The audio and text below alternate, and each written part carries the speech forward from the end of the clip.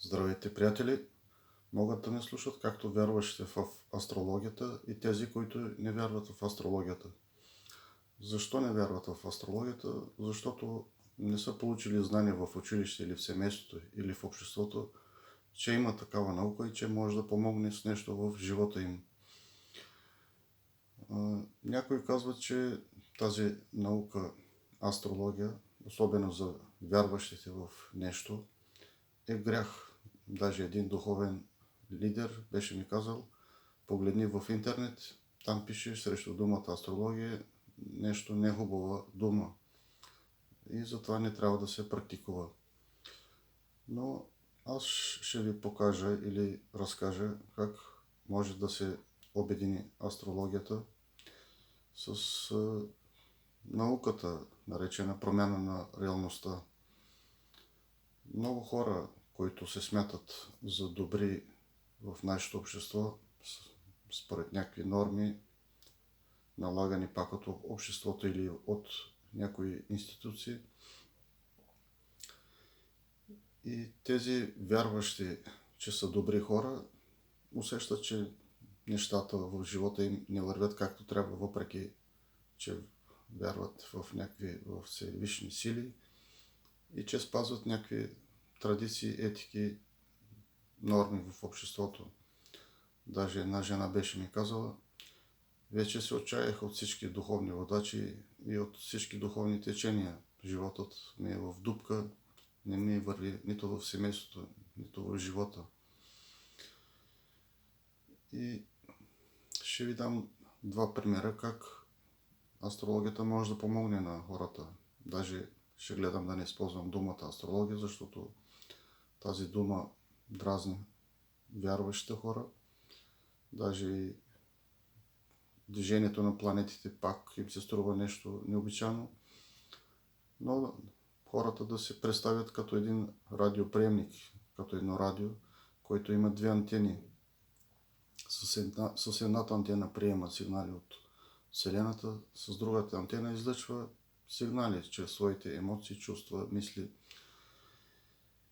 И това движение на планетите, което се осъществява горе, това се нарича небесна сфера, излъчва към нас някакво електромагнитно влияние, което ние с нашата приемна антена получаваме, и в живота ни се случват определени събития, които могат да бъдат както хубави за нас, така и недобри.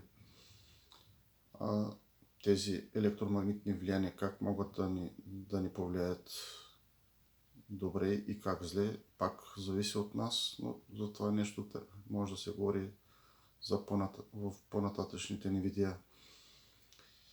И сега ще ви дам два примера. Скоро имах едно обаждане от Турция, от роднини. 20 годишно момче преди година някъде препаднало от няма нищо и сега родителите живеят в страх какво може да стане, защото са отишли на лекар, въпреки че не омалъжавам труда на лекарите, и всички изследвания са били точни по правилата. Няма никакви отклонения, но момчето е препаднало, губи съзнание и сега се готви за университета. И моята задача беше да се върна във времето, в деня, в който се е случило проблема, и да видя дали е имало нещо фрапиращо, и движа се във времето напред и гледам сега дали има пак някакво лошо влияние и виждам, че няма нищо. Само някакви емоционални проблеми могат да бъдат от време на време, които могат да предизвикат някакви смущения в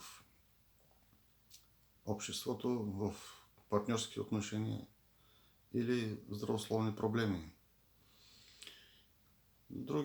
И майката вече след нашия разговор се чувстваше много по-добре, много по-оптимистична.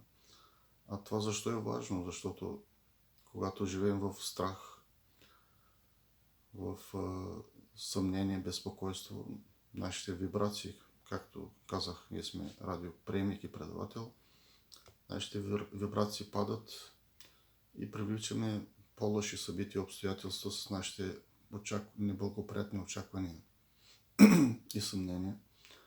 А когато дадеш надежда, оптимизъм, вибрациите се повишават на човека като на радиопредавател и почва да изличва по-високи честоти на радост, щастие, оптимизъм, с което може да се променят реалността, в която живеят, в по-добра насока. Другият ми пример беше от вчера пак. Имаше жена от Турция, която не може да има деца, вече около 40 годишна, и решават вече да пробват медицината. И въпросът беше дали медицината ще й помогне. Аз пак по същия начин се върнах във времето назад или по рождение, дали има някакви трудности в зачеването на деца. Наистина имаше проблем. Погледнах предишните години, дали имало затруднения в зачеването, забременяването. И сега, следващия месец, когато вече лекарите ще правят процедурата, погледнах дали нещата са наред, дали медицината ще им помогне, дали потенцията, плодовителността на двамата партньори, проверих, всичко е наред. И когато писах на жената и жената вече летеше в въздуха от радост, повишила се вибрациите. И ще очакваме вече радостни новини и може